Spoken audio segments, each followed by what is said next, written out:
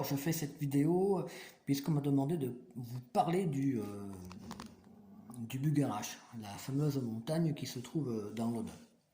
Alors, oui, je dis fameuse montagne parce qu'il faut savoir que au jour d'aujourd'hui, c'est la montagne la plus mystérieuse de France. Voilà.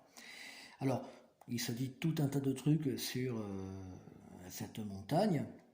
Alors, des trucs qui sont vérifiables, d'autres un peu moins.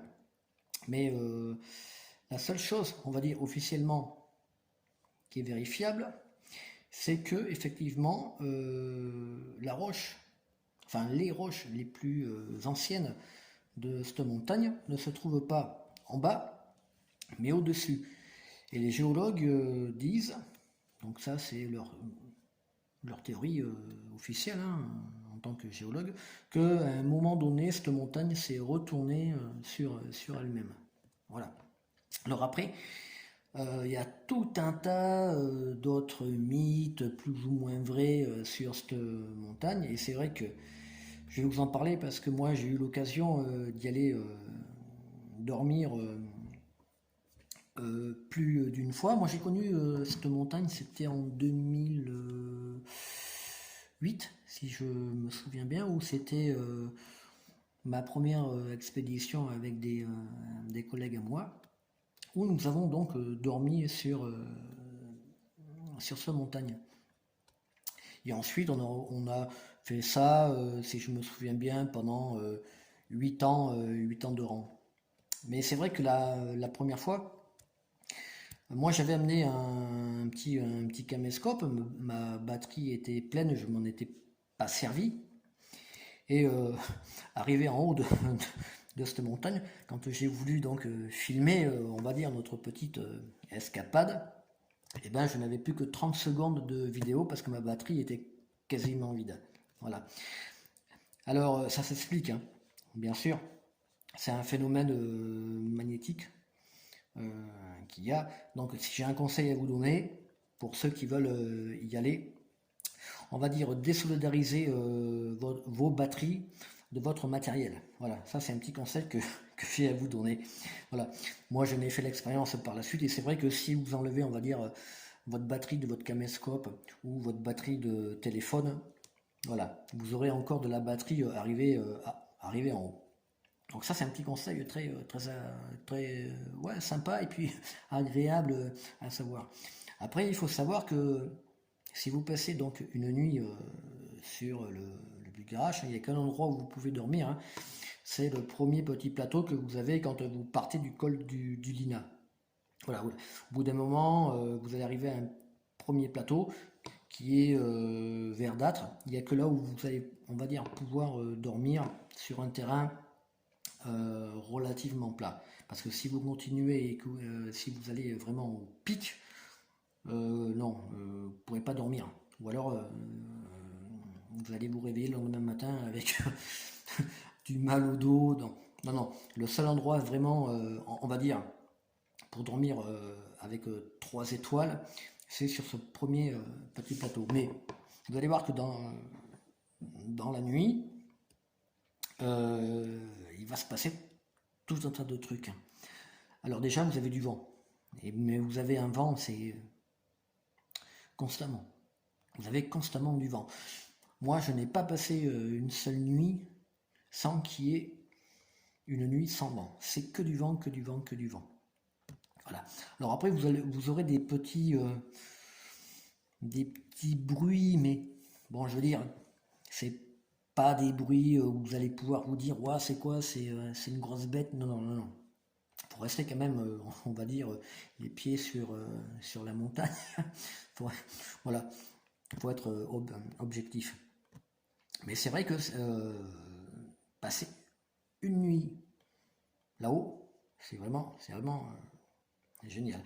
Alors c'est vrai que juste avant 2012, hein, la fameuse histoire du 21 décembre 2012, il y a eu un mouvement, voilà, qui s'est créé sur Internet en disant, voilà, 2012 c'est la fin du monde, le seul endroit qui va rester sur Terre c'est le Bugarache.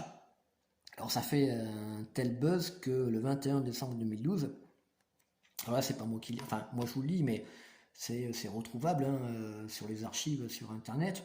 L'armée, enfin les gendarmes, on va dire, ont sécurisé le périmètre donc du Bugarach pour que personne ne monte sur cette montagne. Voilà. Alors, à mon avis, c'était un coup de pub, parce que c'était que ça. Mais bon, voilà, le coup de pub a fait son effet. Mais c'est vrai que voilà,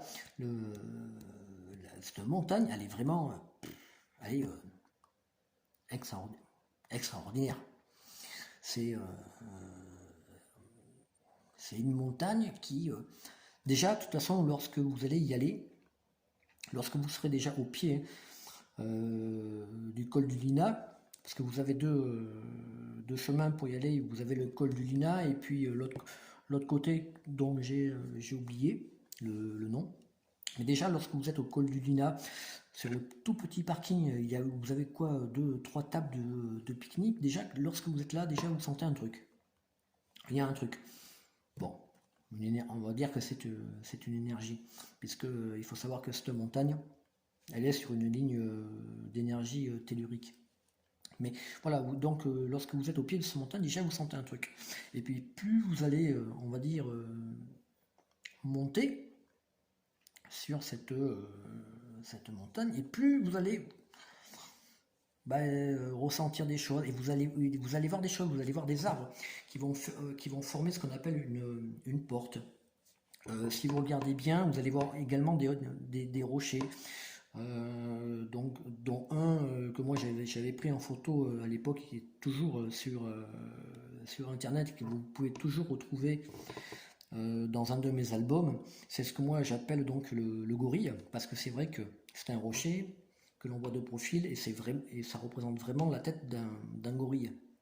Alors certains appellent ça aussi un gardien, pourquoi pas, ouais. Après bon voilà, on va dire les coutumes de certains, et puis la religion de certaines personnes, bon voilà. Mais c'est vrai que vous allez y voir tout un tas de choses. Ce qu'il faut, c'est que lorsque vous montez, soyez attentifs. Ne montez pas avec l'idée je pars d'un point A et puis je vais arriver à un point B. Non. Soyez attentifs, regardez autour de vous, soyez vraiment à l'écoute. Et vous allez voir que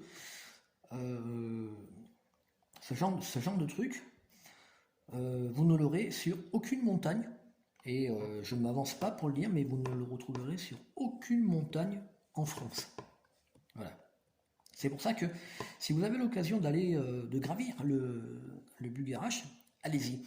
Et si vous avez l'occasion d'y aller avec des talkie-walkie, alors là c'est je dirais c'est la cerise sur le gâteau. Allez-y avec des talkie-walkie. Et puis pendant votre ascension, de temps en temps, appuyez sur le petit bouton là où il faut parler, mais ne parlez pas. Là, vous allez voir, vous aurez des interférences et vous allez entendre des gens parler, quoi. Alors, d'où viennent ces gens, je ne sais pas. Alors, après, il y a tout un tas d'explications. Ça peut être des interférences, oui, certainement. Mais faites-le en plein milieu de la nuit. Faites-le en plein milieu de la nuit. Et là, vous allez voir que ça m'étonnerait qu'en plein milieu de la nuit, vous entendiez des gens qui disent « Oui, je suis là-haut avec toi. » Mais oui, non, parce que moi, la conversation que nous avons entendue, notamment en pleine nuit, c'est une dame qui disait « Oui, Léon, donc Léon, c'est toi, tu m'appelles d'où? Tu es toujours dans les airs ?» À 23h du soir, faire du parapente ou je ne sais quoi, non, c'est impossible. En pleine nuit, c'est impossible.